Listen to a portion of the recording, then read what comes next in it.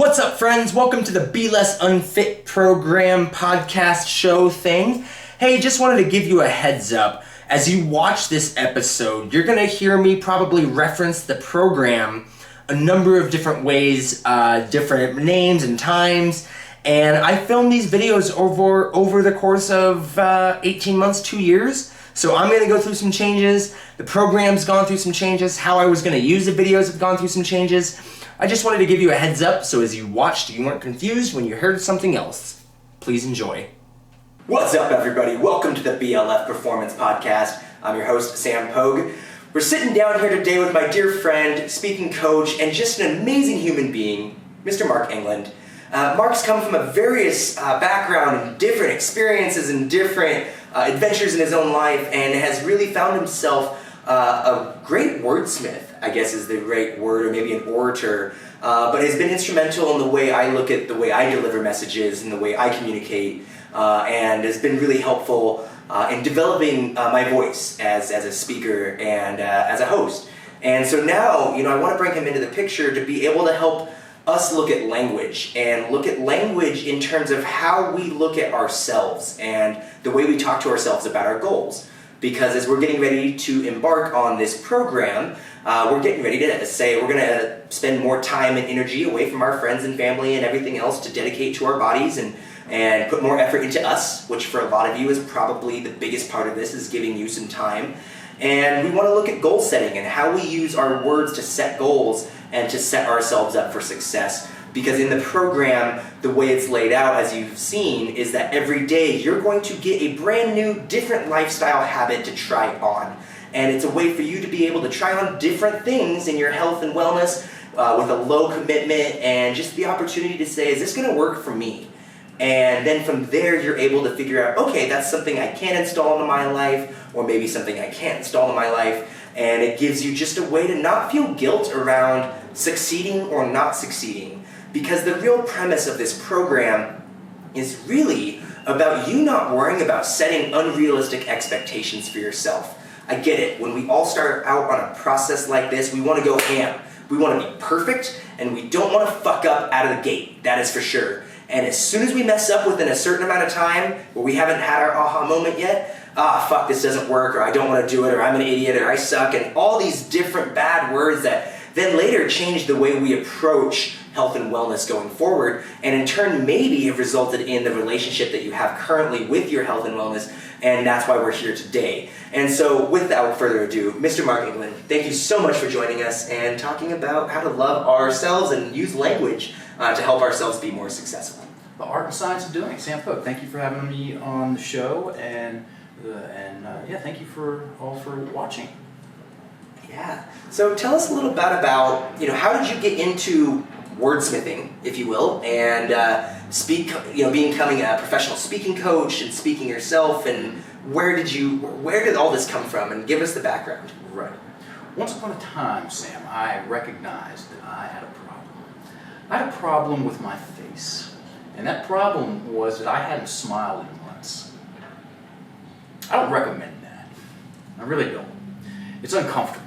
And when someone's face is stuck in a position of, somewhere between bitterness and grimacing, even when they're trying to look semi-okay, that's a red flag that some other things going on in the person's life and in their story, I'm talking about me, were inflammatory. So I was an athlete in college, I was a kickboxer in college, and I wanted to go pro. Oh boy, did I want to go pro. And so I moved over to Thailand, as you do, in 2002. I was going to go over there for a year, polish up my skills, and then come on back. And 6 months in, I'm having my second knee surgery, and the doctor told me verbatim, he said, your career as a kickboxer is over. You can become a very good swimmer. And I thought to myself, that sounds horrible. All of this sounds horrible. How is this happening to me? Why is this happening to me? Oh, I know why this is happening to me. I'm a born loser. There was something wrong with me. This whole dream of mine was never going to work out, because I'm just not good enough And that was, once I figured out what was going on, that story, that fear of not being good enough, that fear of being afraid, which, I remember on the playground in elementary school running away from fights, being afraid of that, and hating myself for it. And it just snowballed into my high school identity that I built. And then I got into fighting. I'm like, cool, I'm going to prove that I'm not afraid. And I got in the ring, I won some fights. I was like, yep, problem solved. So, how wrong I was. Back to Thailand, I go over there, train wreck myself, and I created, I established, I scripted, I architected, I entrenched such a victim-centric story about myself, what had happened to me, what all these experiences mean about me. I created tons of meaning, used all those experiences as the proof of those things I've been secretly thinking to myself and saying to myself, not externally, of course. It was a completely different show on the outside. Right. And once I recognized that I could do that, I could be that version of myself 3-4 decades down the road. I was in my late 20s when that transpired. And I saw that version of me out, and it, for all the right reasons, thank God it did, it spooked me, man. Really? Yeah. I just saw a bitter old man. A bitter old man is tense and tight and constricted. You think I got tight ankles, buddy. Right. Talk about a tight butthole. Like just a constriction everywhere in my chest and in my face. When I say I didn't smile for a year. I didn't laugh for a year. I went over there with my girlfriend, and if you want to, I can tell you the exact moment when I knew I was in. Self-awareness is huge, and I hope people find moments in their life where they can be understanding of like, oh, this is what's going on. Because that's the mindfulness journey that I hope we all embark on at some point, and we all call it something different. Sure. But to be self-aware. Sure. Yes, would love that. Yeah. And it's valuable. Sam and I, we've had coffee and creative mornings the past couple of mornings. Just talking about the power of story, and it's good to hear stories from people that have sorted something out. And in context to where I was then and where I am now in relation to what I tell myself about myself, I have sorted some things out. We'll get into that here in a second. But I moved over there with my girlfriend from college, who was awesome person, super adventurous, super funny, the best looking girl in school. We move over there, and I change because I can't participate in the relationship or in my life like I was when we met each other and developed our relationship. And while this was happening, she wanted to take salsa dancing lessons. I was like, okay, cool, you go do that. I'm not. I can barely walk without a limp. So she would go Tuesdays and Thursdays to take salsa classes. And then Saturdays, we would go to a Cuban salsa dancing club called La Rueda. And it was. I mean, if I could have played, it was just a fun time, man. It was an awesome club, and there was a community built around the club, and we were in the community, and I'd sit at the bar and drink, I'd booze, and she would get out on the dance floor and just get spun around.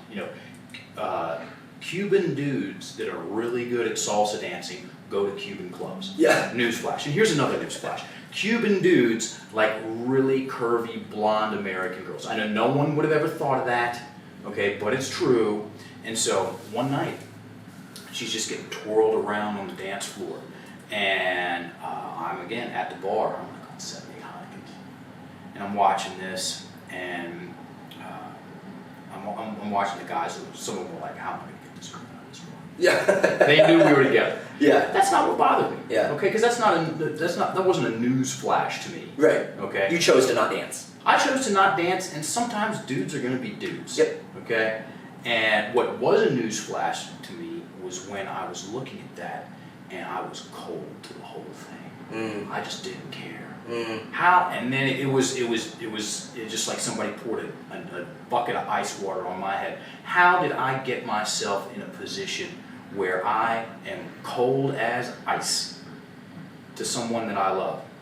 Okay, how did I get here?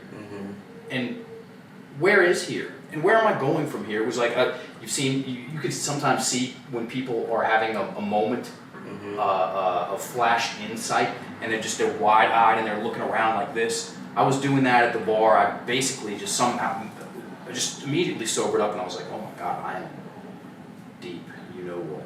And that's when I looked down that path and I saw that version of me, and I said, anything but that. Anything but that.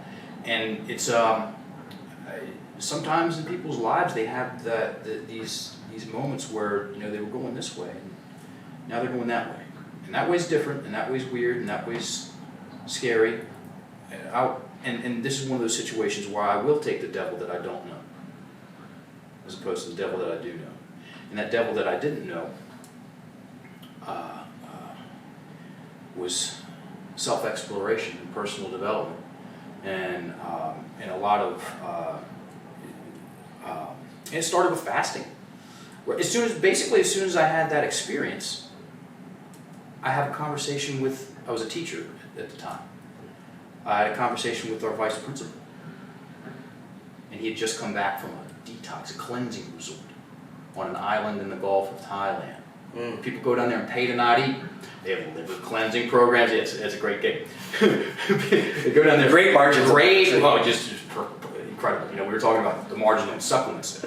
The margins on bone broth are, vegetable broth. It wasn't even bone broth. Yeah. The margins on vegetable soup and coconuts are just nuts. Yeah, and he had just come back, and he's like, man, I lost weight, and I feel better, and I got clear about some things. I'm like, okay, I can go do that. So I did. I'd go down there. I was an elementary school sports teacher at an international school. We had 4 months paid vacation every year. I had time, I had resources. I was like, okay, I'm gonna go rep this out. We were talking about reps this morning. So I go down there and I do a 7-day cleanse. Come back clearer, feeling a little bit better, not in so much pain. Also known as progress. Cool, I'm going back. Go back, and I kept going back. I think it was the 3rd or 4th time I went down there, Sam.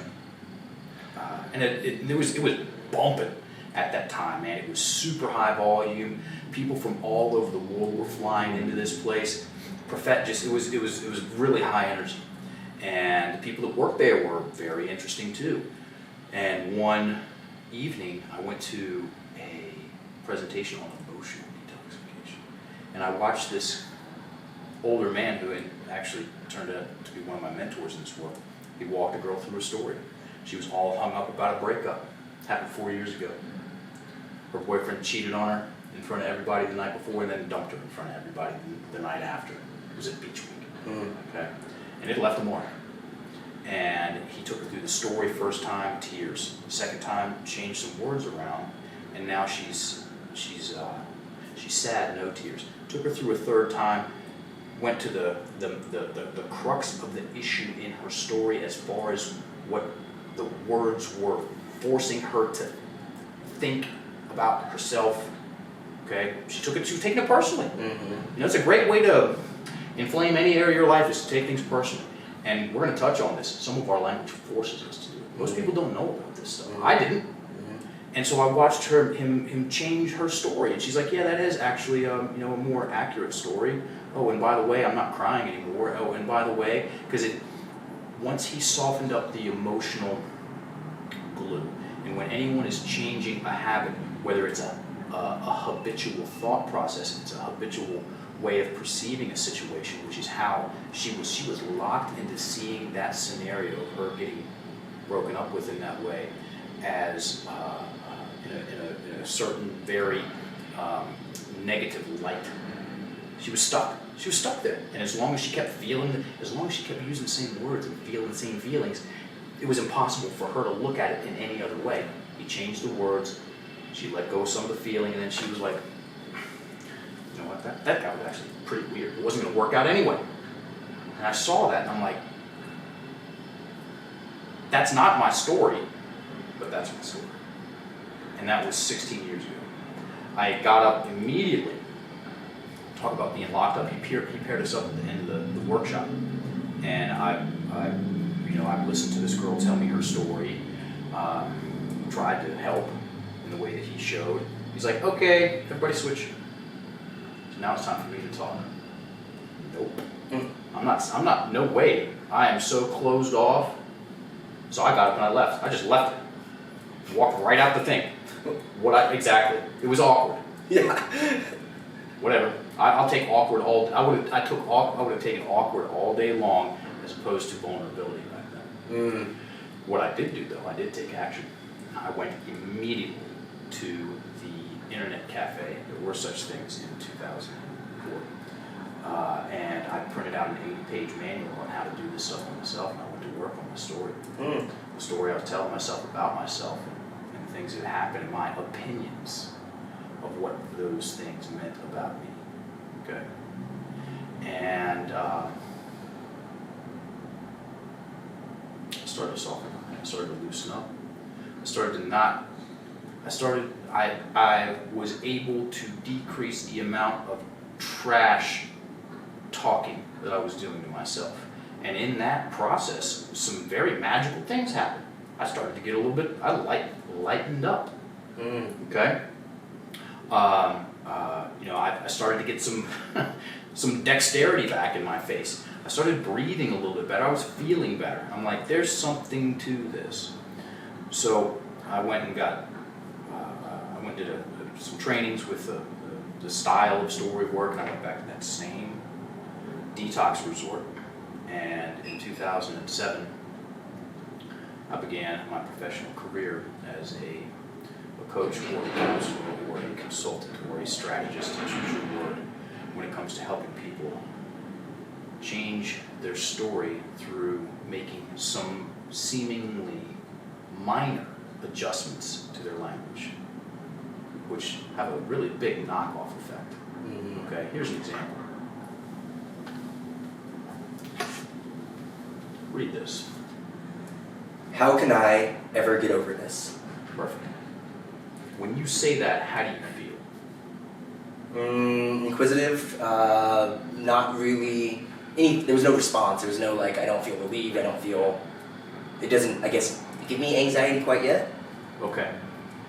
Repeat that, except take out that word. How can I get over this? It gives some focus to it, right? And you're a little bit more specific around taking action around whatever the challenge is, right? 100%. You're making yourself success prone by removing one word.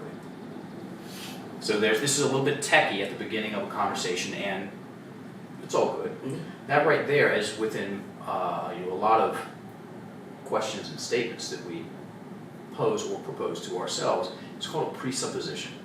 Okay? How can I ever get over this? It is emotional in nature, drama, a little bit high, maybe more than a little bit, and it presupposes that I can't. How can I ever get over this? When we take out one word, we go from how can I ever get over this to how can I get over this? Drama comes down, and when someone's drama or their stress response comes down, they're able to see things different. And you said it gives me a little more focus. Now it gives you a little more focus on what? Solutions, because it presupposes that you can do something about it.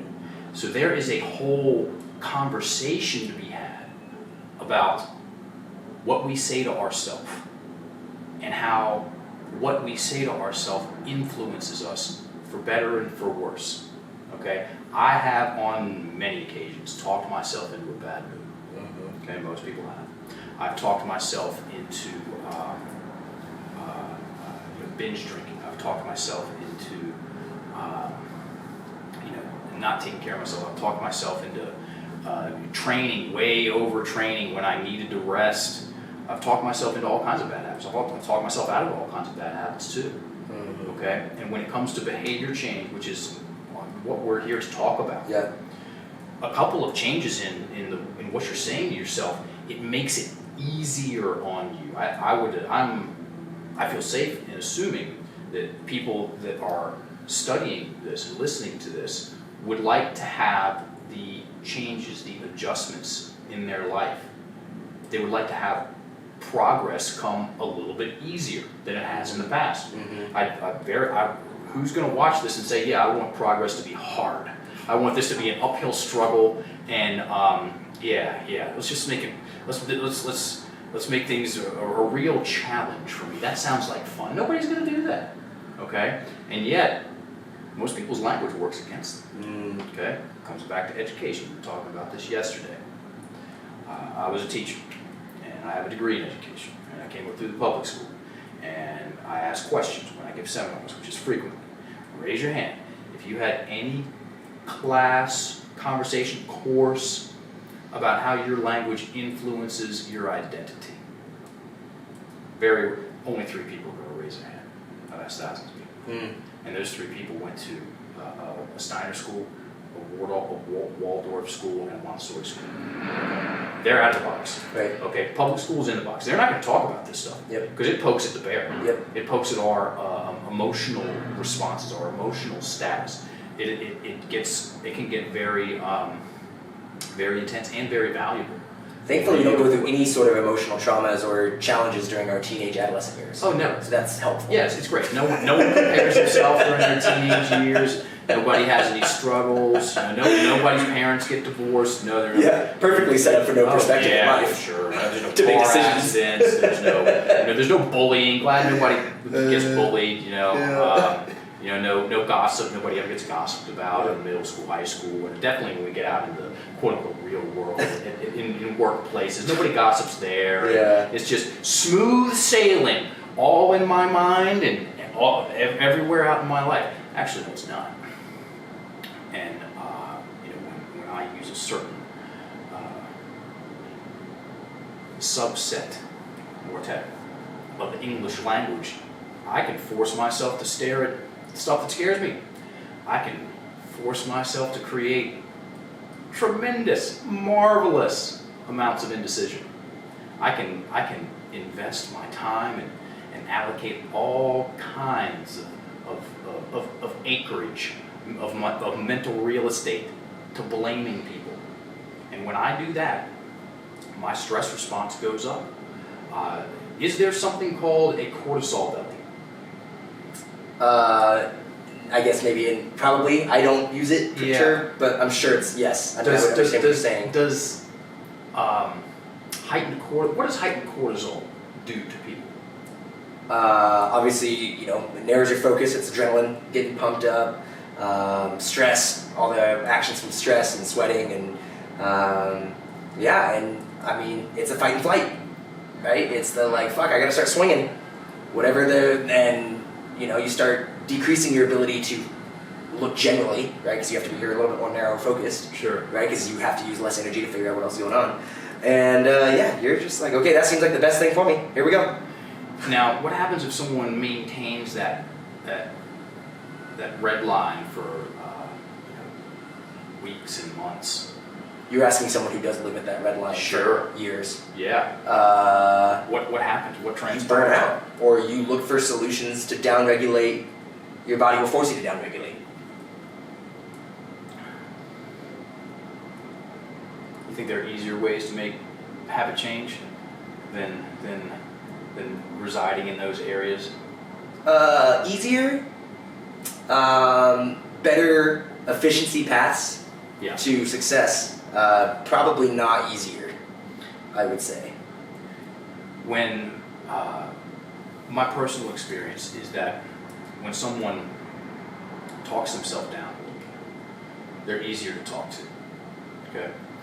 When a student is relaxed more, they're a better learner. Okay, we were talking about this yesterday in the workshop. When everybody has talked to someone when they're upset, okay, and we have language for that. It's like talking to a brick wall. We've also, not that anyone watching this has ever been late in their car going, right? And if you ever have watched someone who's been late in their car going somewhere, are they driving like this? Mm. No, they're up. They're like up, and they turn the radio down because they can't hear themselves think. Yeah. Okay. It's a much easier, fun ride when we're in that parasympathetic nervous system response state and we're breathing well. Mm-hmm. Okay. Most people's bad habits, and this is what this course is about. It's about helping people change their habits. Are layered on top of stress responses due to the story they tell themselves about themselves. When someone is feeling calm and relaxed and comfortable, rarely do they want to binge eat. Mm-hmm. Okay, when someone is centered and focused, rarely will they want to. I found rarely do they want to gossip about other people. Mm-hmm. Okay, which is an addiction.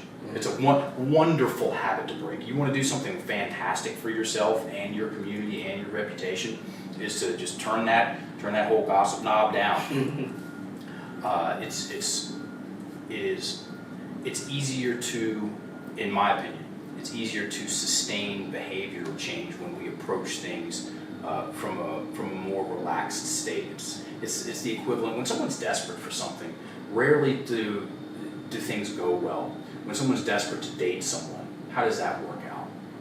It's very off-putting. Yeah. When someone is just desperate for approval of someone, that rarely works out. When someone's desperate for change in their life in a certain way, rarely does that work out because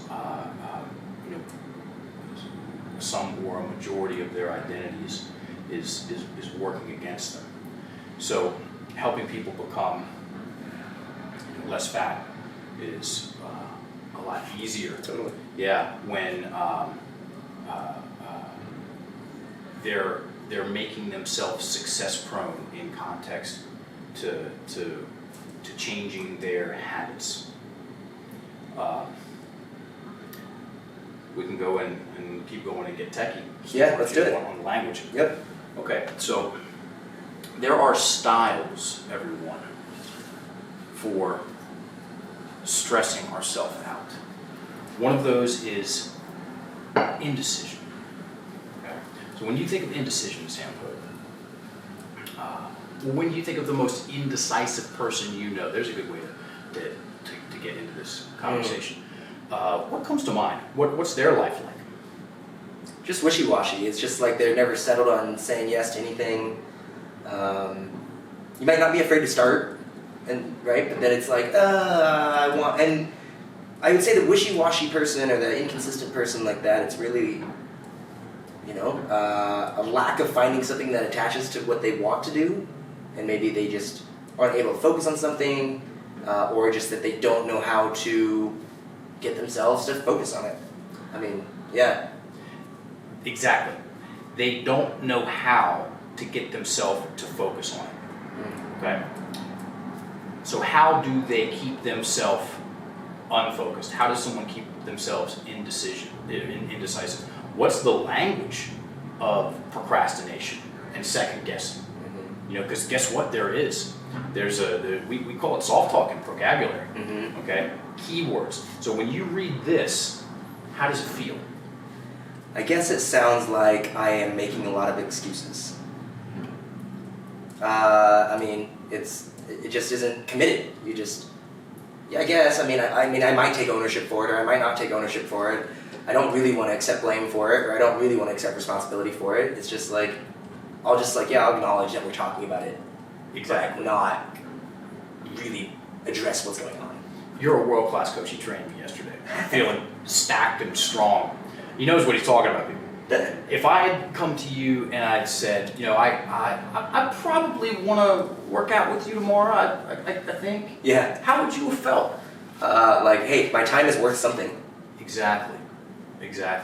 Or, and these are all things that clients have said, okay? And they make these statements, and I'm like, wonderful. Write that down. I'm like, what? Yeah, it's that statement right there. Write it down.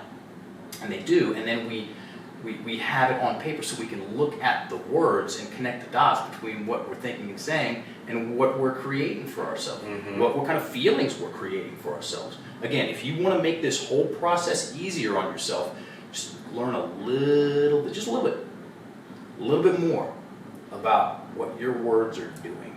Okay, because there's, back to the education piece, there's a lot more about language. There's a whole other conversation about language to be had than spelling, grammar, and definitions, which is what most people, that's the extent of their training, if we want to call it that, with language. Here's another one. I'll read it out. I think it was a seeking of acceptance kind of thing. This woman comes in and she was talking about her promiscuity. Okay, it was a problem, and it was also coupled with some habits that she wanted to change. She was a binge drinker. Okay, she'd go out, binge drink, and hello, walk of shame. A and B. Yeah, A and B. And that's what she said. She goes, I think it was a seeking of acceptance kind of thing. And I had to write it down. And I had her take out the think. Soft talk keyword. If you're watching this, write these keywords down. It will help you remember them. It'll help you recognize them. So she took out the think. It was a seeking of acceptance kind of thing. Okay? Now take out the kind of thing. I was seeking acceptance. She said that, and it gave her access to some strength. It created strength in her to admit that to herself. And then it made change easier. Okay? And I use that word easier in the sense that changing your language, there's challenges to it. Okay? It's going to change your focus. It's going to bring some things up, and it's also very strengthening. Okay, it helps people. It increases people's emotional gas tank, and sometimes behavior change is challenging.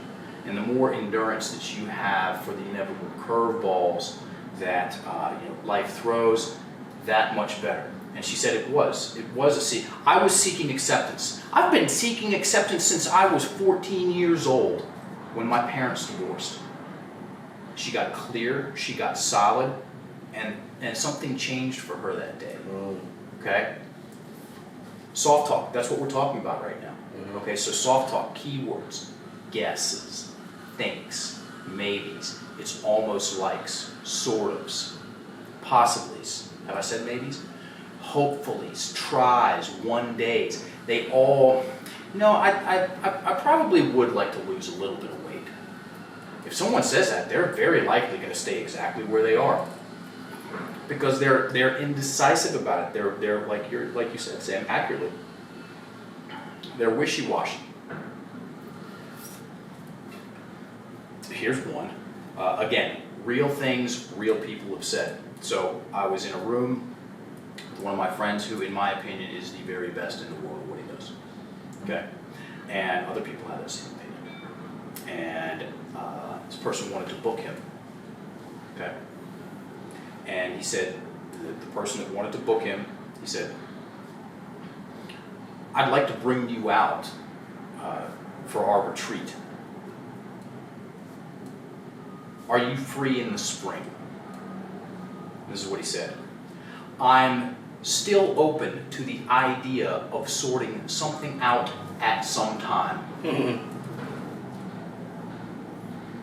What happens to, and we're just talking about what some guy said, okay? What happens when you hear that, Sam?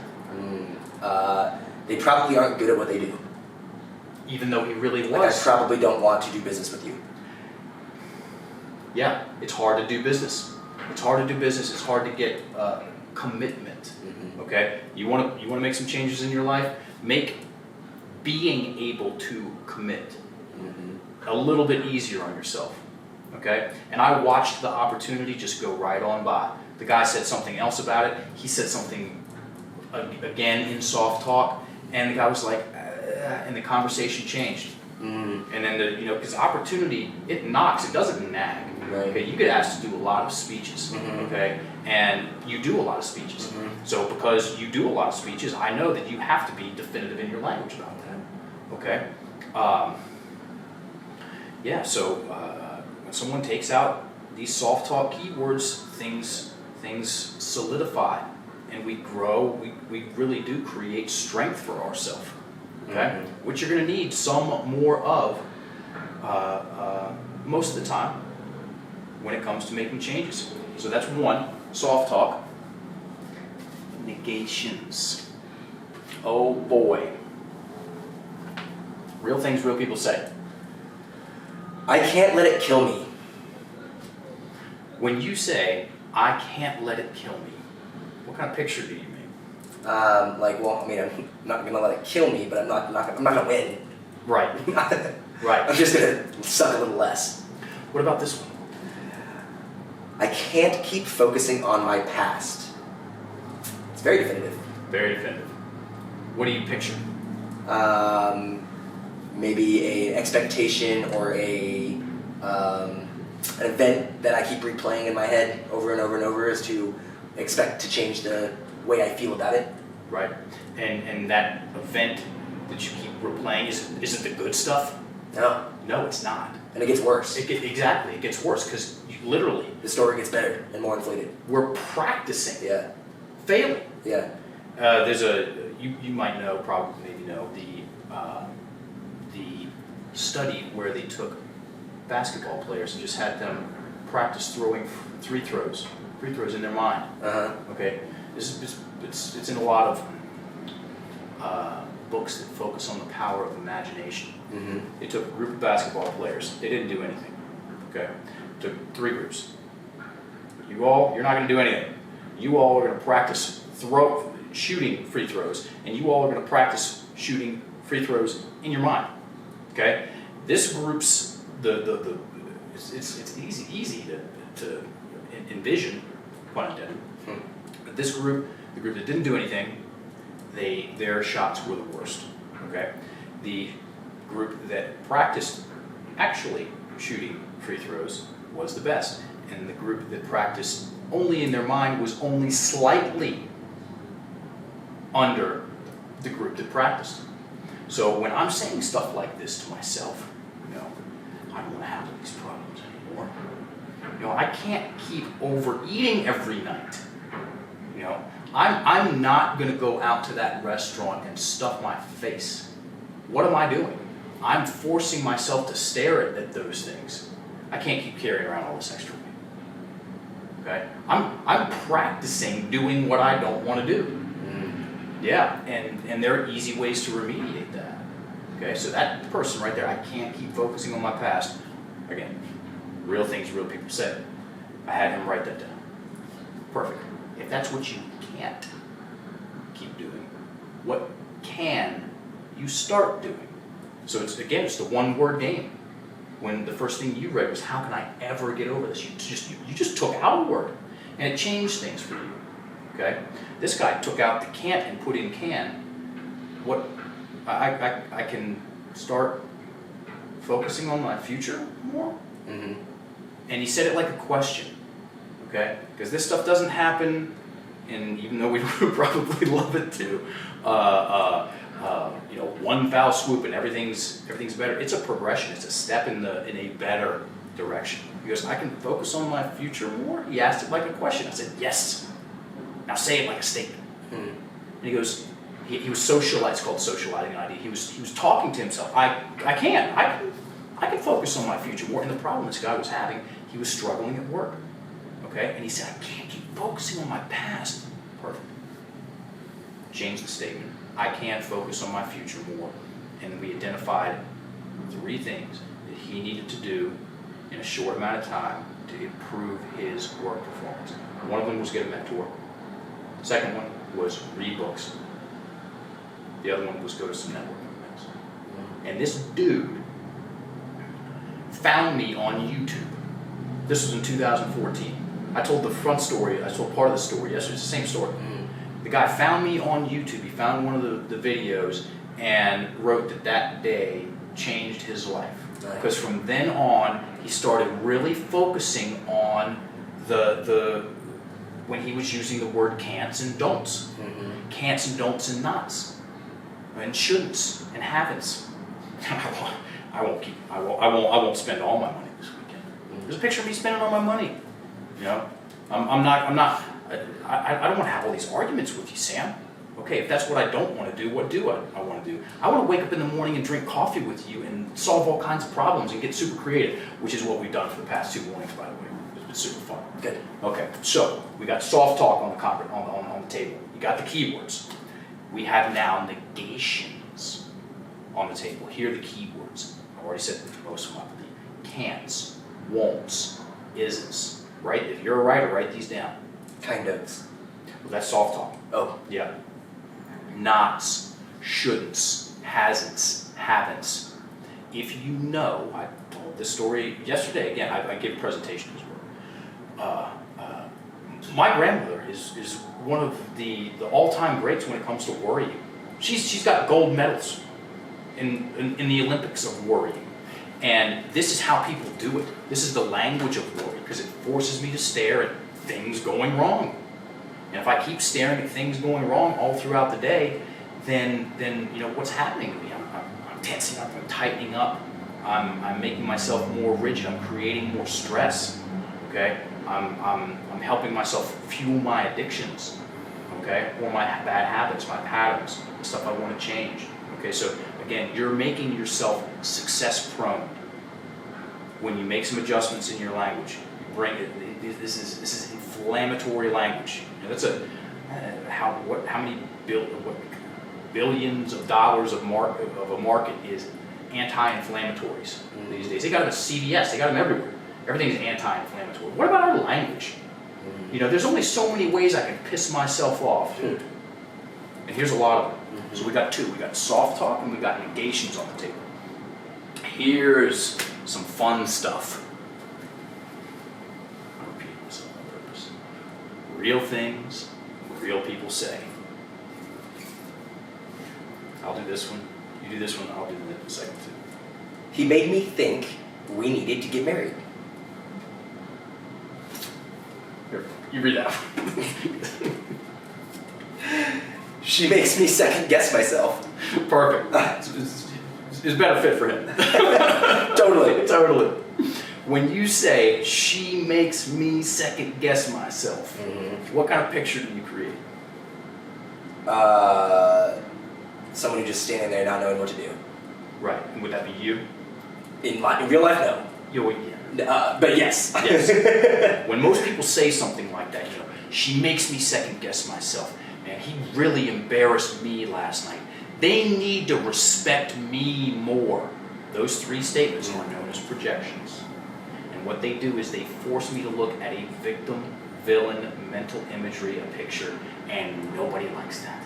Nobody likes feeling like they're being taken advantage of. Okay? And so when a client came in and she said, he made me think we needed to get married. He made me think that.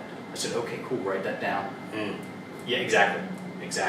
Because what she was doing was she was creating a picture and a story that he was just forcing her into this whole thing. And they had gotten divorced, the thing went down in flames, man.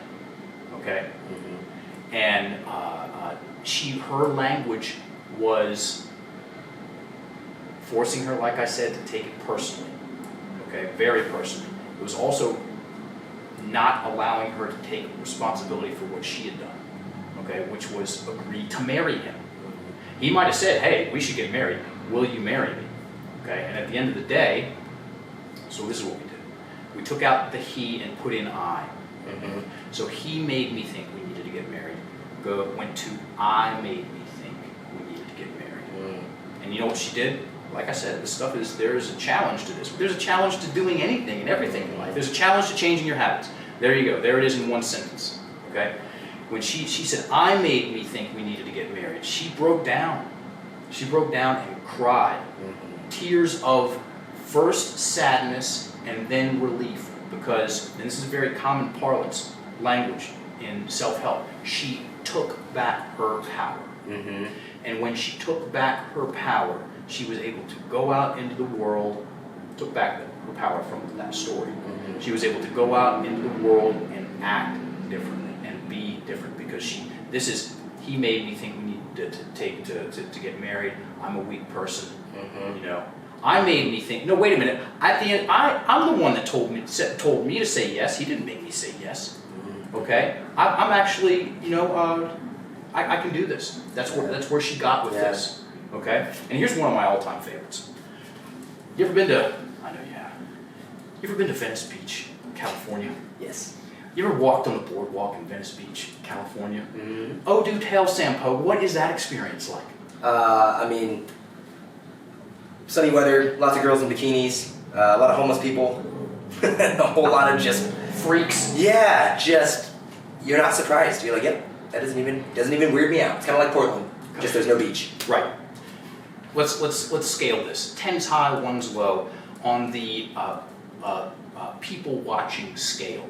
How good is Venice? Venice is a 10. It's a 10. Sure. I totally agree, man. I For did some sure. rounds out there, buddy. And I was out there on one afternoon. I had my A- game hat on. Because if I had my A+ hat on, I'd be holding the sign laminated. But I'm not. I do have a picture of the guy. Okay. I walked past this dude, it's like 22, 23. Stopped, walked back, looked over at him, and he's holding a sign that says this. I've seen that guy. Are you serious? I've seen that sign. I don't know if it's but I've seen a sign with that on it. You So might have seen him out it might have there. been the same dude. If he would I've been be- that like quite a bit. He was holding a sign that said, "Student loans ruined my life." Okay. Can I use spicy language? Yeah, absolutely. Okay. Fuck shit ass. Okay, there we go. And in the right-hand corner, I think it was $6,000 in debt. Okay, I know everybody does that. Everybody that's gotten through college does that exact same thing. And then down here was anything helps. He's got no shoes on. He's smoking a cigarette butt. Okay, and I go, "I'll give you $1 if I can take a picture of you." It's a true story. I should have bought the damn thing. bought the sign. I just wasn't, you know. Yeah. $5. A picture's still good though. Picture's pretty good. Because you get him in it. If you would like, I'll send you the picture and you can put it in your program. There you go. I love Okay, it. great. And I said, "I'll give you $1 if I can take a picture of you." He goes, "Yeah, sure. Here's $1. Take a picture of him." And I go, "So, student loan has ruined your life, huh?" And he goes, "Yeah." Yeah, really inflammatory language. He got super pumped and pissed about it. He goes, "Yeah, and my dad, that asshole, he makes $78,000 a year, and he won't help me out at all." Because one thought goes to the next, and goes to the next, and goes to the next. Okay, and ruined, past tense. Not that it ruined a couple of years of my life. It ruined my life. Let's just can the next 30, 40 years, next 3, 4 decades. It's over. I'm 24 years old, and you just throw in the towel. You know? And this stuff, like, I know people that are tremendously much smarter than I am. That's probably not even the right language, but you know what I'm talking about. This stuff, it has nothing to do with people's intelligence. It has nothing to do with how good of a person is or a bad person is. Yeah. Dude, what's more seductive than our own voice in our own mind? It's the most convincing shit ever. We can talk ourselves into all kinds of stuff. Yeah, y'all think you aren't good at sales? You're actually great at dude, sales. that's you know what? Buddy, that's brilliant. Yeah. You're selling yourself every day on a story. Everything. Yeah. Yeah. Who you are, what's the narrative you think tell? you're not good at sales. You're the best salesperson you've ever met. Because, I'm not lovable. You're selling that story. And part of you's buying. Okay? I'll never lose the weight. Part of you is selling. And part of you is buying. And it goes both ways. I'm making progress. That's a story. The part of you is selling and part of you is buying. Okay? And you can make yourself, learn to sell yourself the right story about yourself, because all those things, they're opinions. Yeah. No one will ever love me. Is that a law in physics, or is that an idea that I bought into? Okay? And be careful about who. I say this to myself now, and I've been in the game a while. I say this to myself. I say this to you all. be careful who you listen to. Okay, because some people, they're just misery loves company, man. You mind if I tell the same stories I did yesterday? I had a client come in, she sat down. I've been coaching full time for 13 years. I've coached over 13,000 people. Let me qualify myself a little bit.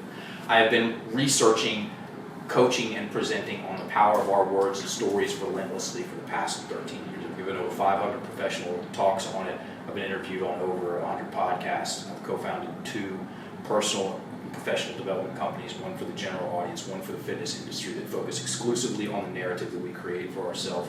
I certify coaches in this stuff. Okay, I live and breathe this stuff. I dream this stuff. A client comes in, she sits down, she goes, "I've got a problem with my face." I said, "Tell me everything." And her husband, it was getting in the way of her marriage. Her husband would give her a compliment, and she'd be like, "You don't mean that." And he's like, "No, I really do." No, you don't. And a fight would ensue. And it starts with, "You look really good. You look great in that dress." And there was something that she had in place that was not allowing that to get in. It was coming from a story, and she knew where it was coming from. She just couldn't do anything about it. She didn't have the education, and this stuff is super easy to teach about how to deal with these stories. Okay, which and some of them we inherit. Our language is an inheritance. The stories that our parents have created for themselves, and the ones they tell us about ourselves, that is in one sense an inheritance. Okay, it's a good way to look at it, because it makes it participatory. Okay, because you're absolutely participating in your story. You're participating in your identity. I gave a TEDx talk on this. The current definition, and I'll get back to the woman with the face thing in a second. The current definition, Webster's definition of identity, is the fact of being who or what a person is. Okay, and that is a very easy idea to dispel. Dispel means to cast out, and I did it on stage in front of 1,800 people. I said, "Raise your hand if you see yourself differently in any way than you did when you were 5. I got a huge round of laughter from the crowd, because it's ridiculous when it's framed that way. Of course, we see ourselves differently than when we were 5. I see myself differently than I did when I was 10 and 15. So my identity is not a fact. I am not just the way I am. I am the way I think about myself. Okay? And so when we look at identity, this whole conversation, everybody, is to help you all make changes easier. Okay? Because when you understand that your identity is an ongoing, fluid, flexible process, it's an ongoing story that you participate in, okay, with the words that you say on a daily basis, then you're like, okay, cool, I can make some adjustments here. And what will happen if I take out some of this soft talk? I like the way that feels. Wonderful. What if I stop using so many negations around my finances? Oh, well, okay, great. 3 months later, you've got some extra cash in the bank, and you can hire him as a world-class trainer. Do it. Trust me, he's great. What if I stopped blaming my dad ruthlessly and relentlessly? What if I just cut that in half? Ooh, I got some more mental real estate. Great. I can kick out these squatters and build a condo with a little koi pond in the back, and we'll set up a tea house back there, and I'll invite my friends over, and we can hang out. Cool. Woman comes in, sits down, said, "I got a problem with my face." She's 10 years old. She goes to Christmas, and her aunt's waiting there. Her great aunt is waiting there. She walks in the front door, and her aunt leans down. 10-year-old girls, 10-year-old anybody, very impressionable, leans down and goes, "My, you have a big nose, just like me." Thanks. The little girl stiffens up, runs in the bathroom, looks at her nose, which is now 3 times as big as it was in her imagination than 10 seconds ago. Yeah. It wasn't physically bigger. It was just in her mind. Now that's where her attention went. Well, especially if she already thought it was big in her own mind, and then someone else compliments it. It's like, oh, it was a 10x, and now it's like a 10,000x. Yeah. You just cubed my nose. Yeah. Yeah. And what he said initially, how do I ever get over this? focus. Our language focuses. It's like binoculars. It's a good way to look at it. If you don't like that picture, go like this, and something will come into focus, and something will come out of focus. Another one. Okay, here's something food related. Same caliber, same quality of story. This woman came in and she said, I eat a lot in the middle of the night when everybody's asleep because I won't eat a damn thing during the day. And I'm like, okay, how long has this been going on? A long time, over 20 years. And it got set up. All kinds of weird stuff happens on the holidays, sometimes, okay? Because all the family gets together and somebody says something about that person that nobody can talk about, and hello there, Grandma, or something along those lines. Yeah. So Christmas time, they're in the living room. Everybody's getting presents. Somebody hands her a present. It's like 15 people. She's young, 12, 13. Holds up a shirt. Everybody busts out laughing. Okay? She can't see it. She can only see the back. She looks around like this, and it's got Garfield laid out with a big belly, and it says, "I'm not fat. I'm just big bone." Oh, no. I know, right? Where do you think this stuff gets set up, people? Okay? Stories. I put a spell on you. You know what the definition of a spell is? Webster's definition of a spell is a word or a combination of words of great influence. Ma, you have a big nose, just like me. Combination of words that greatly influenced her perception of herself. Okay? And then she went to war with herself. Ma, I'm not fat, I'm just big boned. Okay? Everybody sees that, laughs, that just anchors that sucker way deep. Okay? Combination of words of great influence. Then she goes to war with herself. She ran upstairs, skipped Christmas dinner. That's when it started. Okay? Some of this stuff starts, they're called seed events. And I'll drop the F-bomb story again because it's a nice counterbalance. Because and here's an interesting way to look at language. Some of our language constricts us. We're talking about this right here. It constricts, it puts pressure on us, it makes us feel trapped in our own mind, it makes us look small and insignificant, and it actually places us psychogeographically in our mind. Some of our language does. And what you want to do is you want to use your words to put you up front and a little bit above. Okay? So I'm falling behind on bills. Okay? I'm behind the 8 ball. The weight of the world is on my shoulders. Okay? I can't ever seem to get ahead. What is that? You see what that does? Okay, as opposed to, man, I'm on top of the world. Okay, I'm over the moon. I'm ahead of the game. Okay.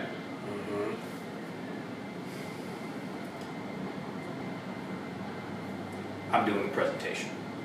This guy is setting up a booth right next to me. He can't help but hear everything I'm saying. At the end, he comes over and he says, "Man, that was really cool. You want to hear a great story?" Of course I want to hear a great story. And he goes, No. Yeah, no, not into it. Not at all. Can't stand it. Super boring. That's I want to use it next time someone asks me. Yeah. No?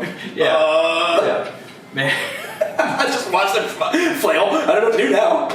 Exactly, because they think they got the golden goose for sale. Tell me, you will do that. Text me when you do. I will. He goes, "Hey man, you want to hear a great story about this?" I'm like, "Yeah, sure." He goes, my grandfather took me out back when I was 11 or 12 years old, and he said, we'll just call him Johnny. I don't think I called the guy's name. He goes, "Little Johnny, in life, you're gonna succeed. Okay, you're gonna have some wins. You're also gonna have some failures. Okay, you're gonna do some things right. You're gonna do some things wrong. Some things are gonna come easy. Some things are gonna come hard. But just remember to always err on the side of being a badass motherfucker." And he said he just saw himself as expansive in that one moment. He was like, and he goes, "Man, I've made so many mistakes." Okay, it's what we've been talking about the whole time I've been here. I've made a lot of mistakes, but I've also had a lot of successes, and I do that.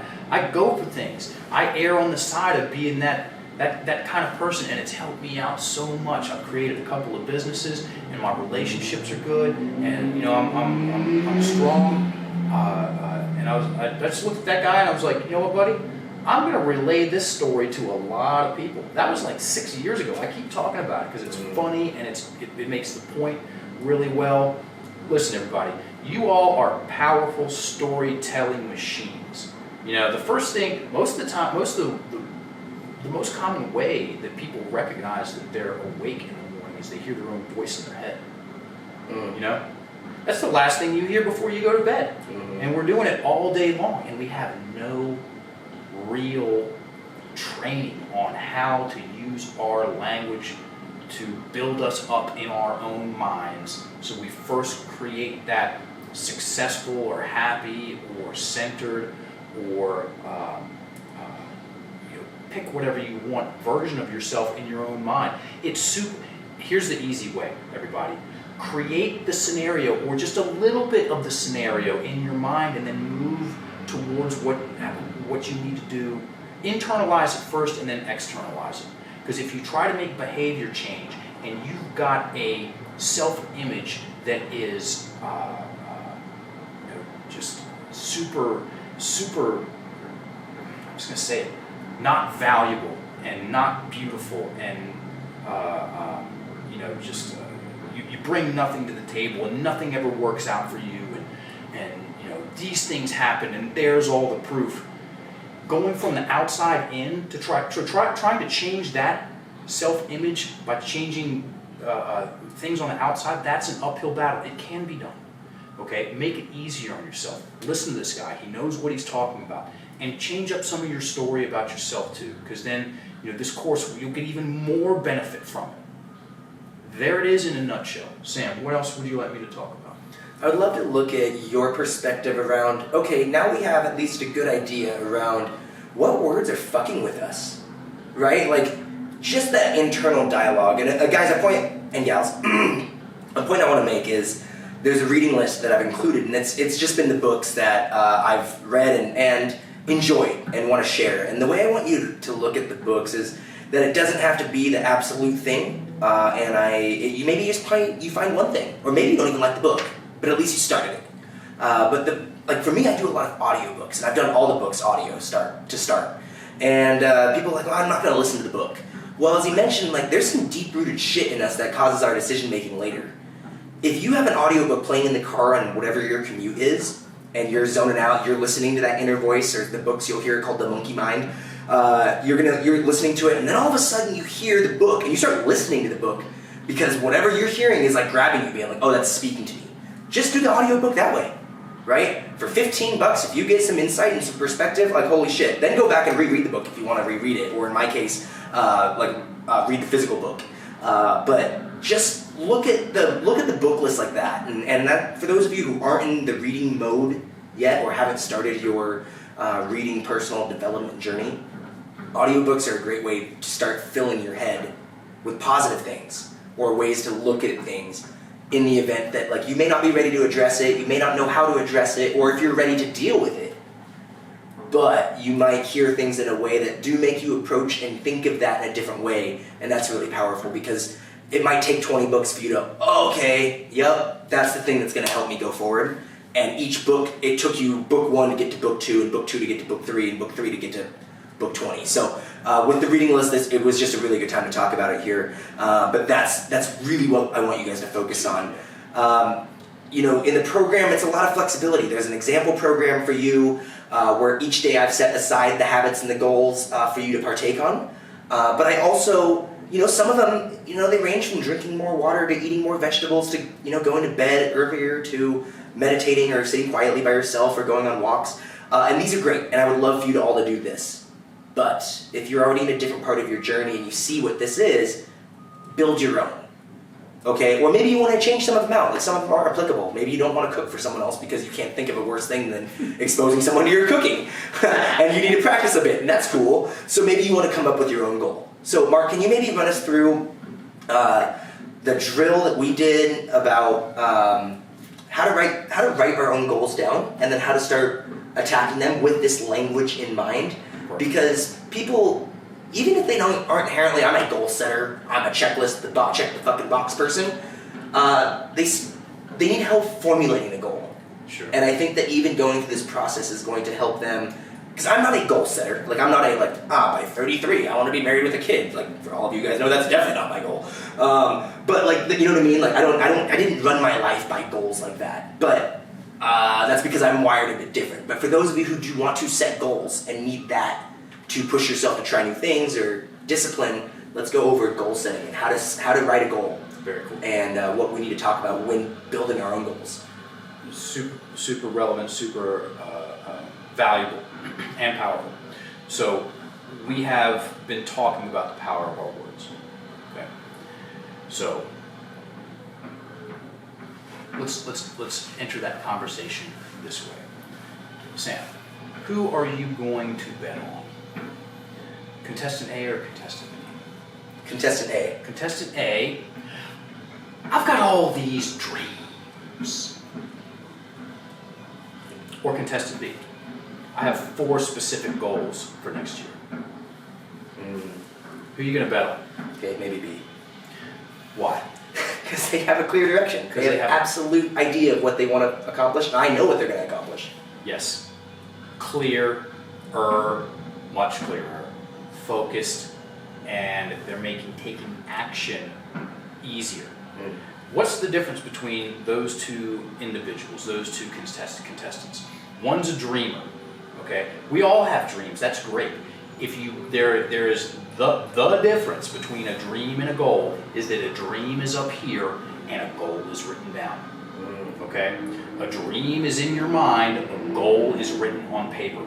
So absolutely, step 1, pick up your pen and write down what you want. It could be spooky. It could be more than spooky. I've seen people tremble when it comes to writing because we're taking something from our private inner world and now it's out in the real world. Okay? And to throw some statistics in there, story time first. I am comfortable admitting that there were several times in high school, Sam, when I handed in a rough draft. The night before, the day of, I scribbled out something, handed it in, because I had to. There was a deadline. And what did I get back? I got back a grade. Usually somewhere around a low C, maybe a D. If I'm lucky, a B. Okay? Not uncommon. I wasn't surprised. I wasn't ever surprised. I handed in a rough draft, I get a C-. I was never shocked. How did this happen? Or were you pumped? All right. Yeah. You know me well. And there were also times, fewer than, there were a few times where I handed in a second and a third draft. I wrote something down. I left, I circled back, came back to it, looked at it, I'm like, that's a little, okay, take that part out, we'll tighten this up, yep, that's more clear, cool, that's my second draft, hand that in, get a better grade. Third draft, I've got a clear, focused product argument, theory, hand it in, almost always get a B or an A, cool. Now, what happened when I didn't hand in anything at all? Goose egg. I got a 0, okay? Only 3% of the population has any written goals about what they would hopefully sort of like their life to look like at some point in time. That means that 97% of the population doesn't even have a draft to hand in. So we got to get you in that 3%. Pick up that pen, first things first, people, and write it down. Weight loss goal, finance goal, professional goal, vacation, some hobby, something you want to get better at. Okay, kitchen remodel, doesn't matter. Get it from here and put it down on paper. That's step 1. Now the refining process, the drafting process.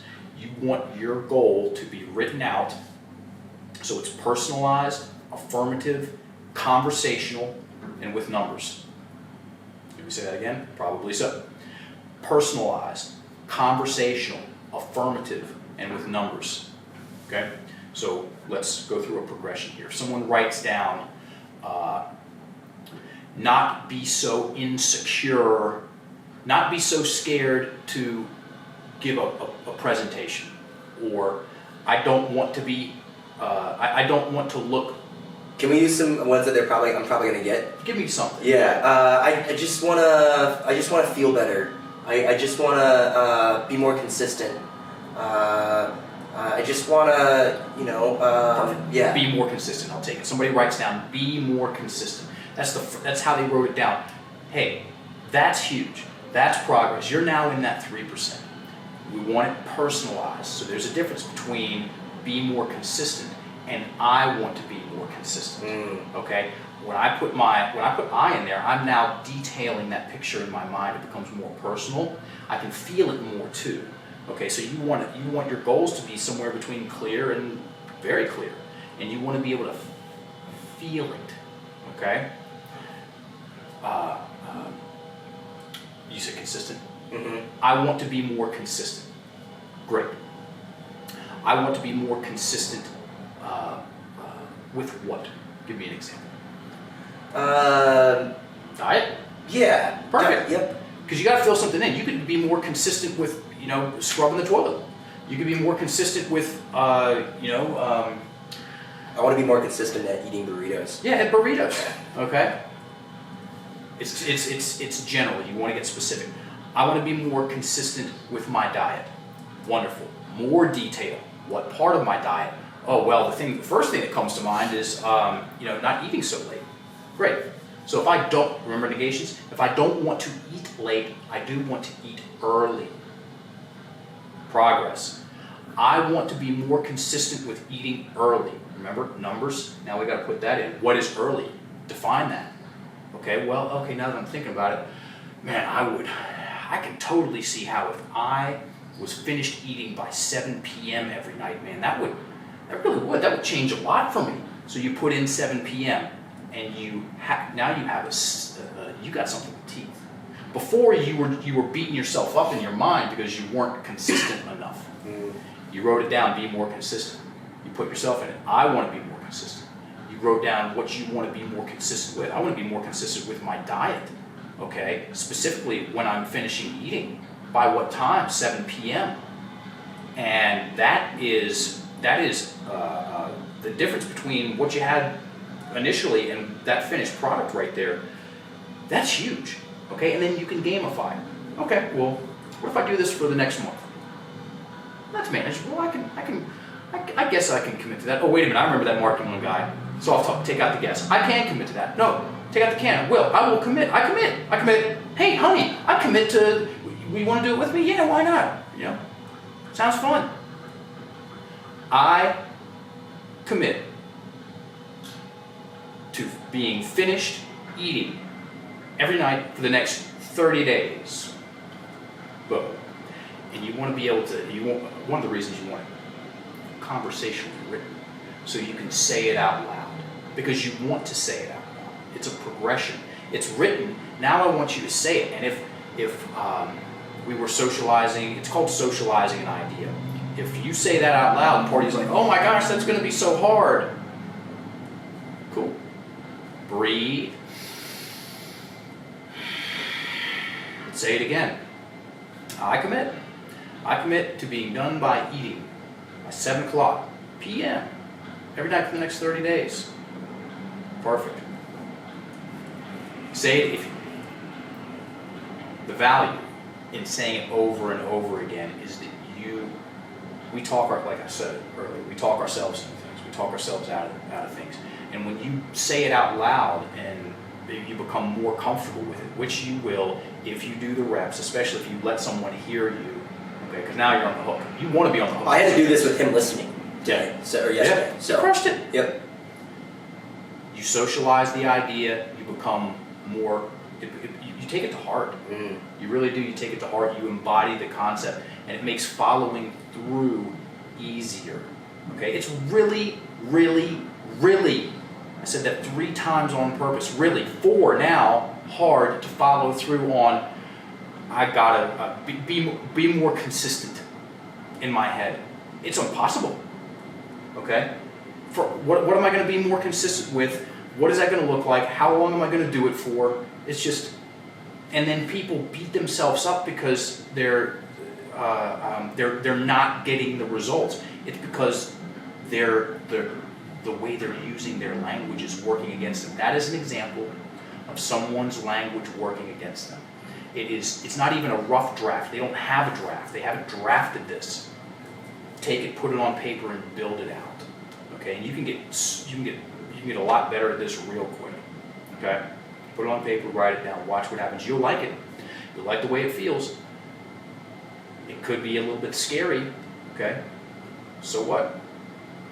In my opinion, you know, like I said, the devil that I don't know, I'll take the devil that I don't know over the devil that I did know, which was me being angry and bitter and just, I was antisocial. Mm-hmm. I didn't want to make friends.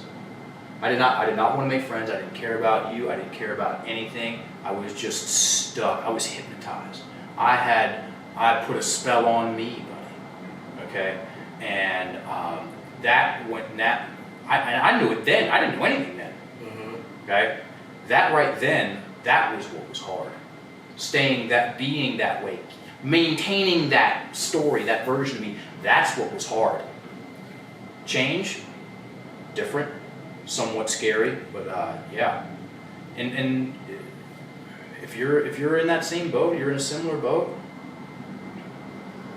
A lot of people have made some great things. They've made lemonade out of lemons.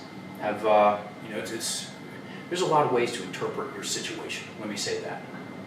Okay. Yeah, it's a great way to start looking at how we can start finding success, because that's what inherently the program's really built on, is getting you to have successful experiences with your health and your fitness. I get it. Right out of the gate, the very first goal you're going to do is drink, and it's stated like this: 3 extra glasses of water. A glass could be this. A glass could be an Nalgene bottle or a Yeti bottle or some sort of big apparatus. Yeah, just drink 3 extra. Now, if you're drinking a gallon of water, you're probably not going to drink 2 more gallons, so you're probably there. But it's to give you an idea about, like, okay, I can just try that on. I can be successful with that. And that was your only health goal for the day. Maybe your day took a shit on you. Your boss dropped a thing on whatever on you, and you're like, it sucked. You didn't go to the gym, then you had to come home and do the kid thing, the wife thing, the husband thing, the partner thing, the whatever thing. Then you're like, ooh, I didn't take care of myself at all. 30 years later, you realize that you're not feeling like, ooh, I can't do the things that I want to do with my life. And you don't know where to start because the solution you used to use for your fitness and health don't work. So here, let's start with easy things that make us successful. Go through these 12 weeks, do one thing, and maybe say it out loud if you need to, right? But the goal is to help you get successful. From there, it's designed to like, okay, I took away, you know what? Adding some more water into my day isn't that hard. And A, or B, I feel better, and I feel when I don't drink enough water, so I am better about drinking water. Now, you're going to find 2 to 4 things probably throughout these 12 weeks that really are like, okay, I can do those. And then you're probably going to have some that are like, ooh, I want to be that person that can do those. I just need to build a better plan to do it. And so now, like drinking water might be really easy for you, but to build a plan around like, ooh, I need to find 10 minutes a day to sit quietly by myself because maybe you got, triplet, 5-year-olds running around and a newborn running around, or almost running around, that you're like, ooh, the quiet time is like the hardest thing ever. So we have to build in something that helps you find that time or find value in that time. And so then when we go through what we looked at here with Mark is, well, okay, if this is something that I actually want to do, let's latch onto that and say, I'm going to do it. Instead of, I kind of want to do it. No, try it. And honestly, if you don't like it, if it was not worth it to you, fine. Don't do it. Do something else. Find something else that's your low-hanging fruit. If you're a smoker, you probably have heard someone tell you that smoking is not good for you. You might even know smoking is not good for you. You may have no desire to quit, but you're still trying to get in shape. Quitting smoking is not your low-hanging fruit. Go to the gym. You might end up doing a workout that you're like, oh shit, I'd like to breathe better. And that might cause you to want to quit smoking. But do the thing that works for you first, and then have goals that you want to search out, things that you want to. The idea is to make these things, the easy, the success, be a catalyst to you wanting to start taking things for yourself and starting to find the things that you actually want. And giving you now the tools to be successful. because as you're going to see from the program, the entire piece of the program is entirely centered around teaching you how to build your own strength program. Whether it's a 2-day, a 3-day, or a 4-day-a-week program, how to look at, hey, how do I go in the gym? I want to work my legs today. Maybe you're not even on a program. And you're like, okay, I need a squat, I need a single leg activity, and I need a hip dominant activity, and some sort of core activity. Oh, what movements can I do for my squat? Oh, I really like doing single rack kettlebell squats. Great, we're going to do that. Oh, I'm going to do some Bulgarian split squats. Oh, cool, because I love those, or love. And then I'm going to do some 45-degree hikers. Awesome. So now I want to teach you to look at the gym to where I don't have to think about it when I go in there. Even if I don't have a plan, I kind of can just put something together. I can still be successful, right? The goals. Yeah, you know what? I ate pizza 3 times today, and it was glorious. But you know what? The goal that I had with the BLF program was to drink water, 3 extra glasses of water, and I did that. So you know what? I can do tomorrow's thing, right? Because it's not about falling off. Shit happens, life happens, you're gonna fuck up, you will fail, you will suck, you will hate it. That instead of like, oh, now it turns into a downward spiral that's 30 years later, it's, no, I just pick up tomorrow. Today I didn't drink my water like I was supposed to. I'm gonna make sure I drink my water tomorrow, and I'm gonna eat some more vegetables. Great. Now you only lost 1 day. Or just say, you know what? And hopefully if you ate pizza all 3 times, you had great pizza. I hope you don't eat shitty pizza 3 times, that would suck. Yeah, if you're gonna do it well. So, let's look at how we can be successful, because when you all start on an adventure like this with your health and wellness, you want to go out of the gate hard, right? You want to come in, you don't want to be affected for the first however long. Usually it's like, ooh, right out of the gate something tripped me up, something fucked me up, and all of a sudden like, you know what, it's not the right time. It's not the right time to do this 12-week program that helps me become healthier so I can do the things I want to do in my life. It's the right time. It's the right time. And it's not that much effort, right? You go to body. I'm not trying to sell you. I'm trying to sell you on the idea, oh God, sales, that you can do it. Don't be so hard on yourself. Just focus on being successful with what you set in front of you today and make those realistic targets. And from there, you can always do more. Set yourself up for success. So, Mark, thank you so much for sharing with us the way we use our words, the power of language, and how we can use those words to make sure we can be more successful with our health and wellness, with our own personal lives, with our relationships, and hopefully with the relationship with ourselves, which is what this is targeted at. Where can people learn more about you guys? This is all going to be at the bottom, but where can people learn more about you, follow you, stalk you, take your stuff, etc.? Right. Thank you for having me on, Sam, and thank you for watching and listening, everyone. On Instagram, Mark England 2020, it's a free language school. If you want to learn more about Procabulary, the stuff that we went over today, go to procabulary.org and snoop around on the site. There's some good stuff. Sweet. And if you want to watch a good TEDx talk, go to YouTube, put in my name, put in TEDx. Okay, if you're into TEDx talks, we gave one and it was fun. It's about identity. Awesome, guys. Well, up next, you guys are going to have a number of other videos relating to different various aspects of the program, from health to hobbies, to nutrition, to sleep, to breath, to training, and hopefully each of them help give you perspective and insight as to how you can make this a more sustainable part of your life. I don't expect you to all love the gym, but I do expect all of you to at least have the tools to be successful and maybe not hate it entirely along the way. Have a great day. Ugh. Epic, my friend. Very fun.